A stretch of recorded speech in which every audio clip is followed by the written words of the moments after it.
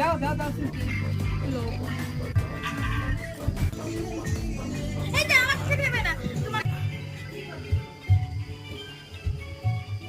না ও খেলা বিয়ার খেতে পারবে না গোপো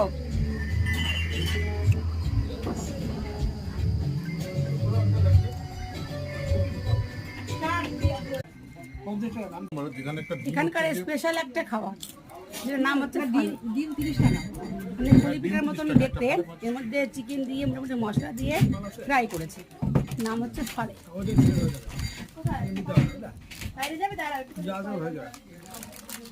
বেশ টেস্টি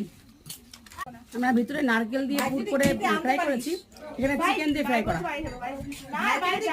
হেরে গেল আবার আবার আবার আবার এই পরিবেশে দুপুরটা